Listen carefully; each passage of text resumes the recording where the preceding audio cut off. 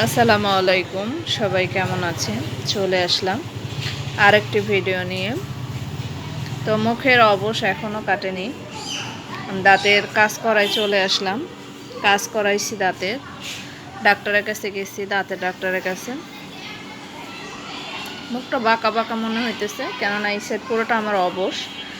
আসছি প্রায় 1.5-2 ঘন্টা হয়েছে আসছি, এখনও অবশটা কাটে নাই মুখে।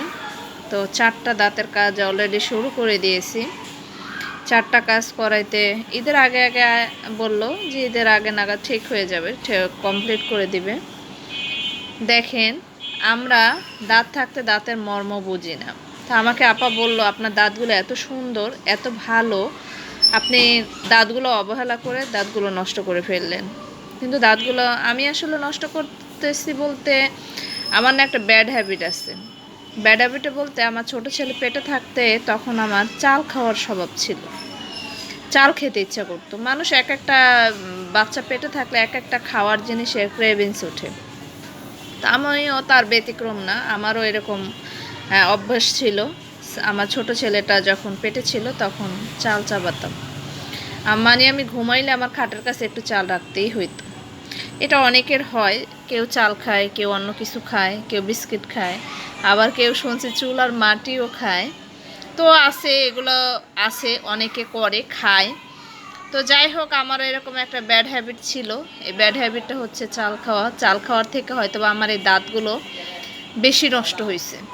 তো এটা আমি বিশ্বাস করি আমার নিজের অবহেলা কি, আমি না মনে হয়তো কি একটু ভাত খাওয়ার পরে মনে হয়তো কি একটু চাল খাইলে মনে হয় একটু মানে স্বস্তি পেতাম, মনটা আনচন আনচন করতো, একটু চাল চাবাইতে ইচ্ছা করতো।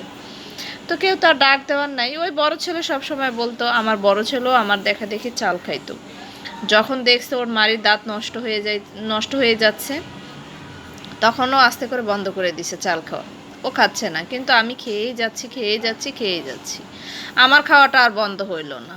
তো এখন দেখেন দাঁতের ব্যথা কয়েকদিন, আপনারা আমার বাম সাইডটা দেখবেন, খেয়াল করে কতটা ফোলা। এই বাম সাইডের ব্যথা কথাও বলতে পারতেছি না, যে আমি দাঁতের কাজ শুরু করে দিয়েছি, যে দেখতে পাইতেছেন। তো এই তো আপনাদের সাথে শেয়ার করলাম যে দাঁত থাকতে দাঁতের মূল্যায়ন সবাই করুন। রাতে ঘুমানোর টাইমে দাঁত ব্রাশ করে ঘুমাবেন, নাস্তা করার পরে দাঁত ব্রাশ করবেন। দাঁত এমন একটা অমূল্য রতন, এটা সোনার থেকে দামি জিনিস।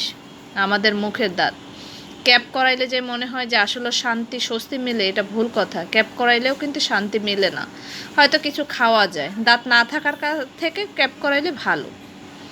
তো ভালো থাকবেন সবাই, সুস্থ থাকবেন, দোয়া রাখবেন আমার জন্য, আমি যাতে সম্পূর্ণ কাজটা সুন্দরভাবে করতে পারি। দাঁতের কাজটা, দাঁতের ভিতরে ব্যথা করতেছে, যেহেতু কাজ করে আসছি, সুই দিছে 4টা সুই, অনেক ব্যথা করতেছে, অবস্থা কাটতে সময় লাগবে। আল্লাহ হাফেজ, আসসালামু আলাইকুম।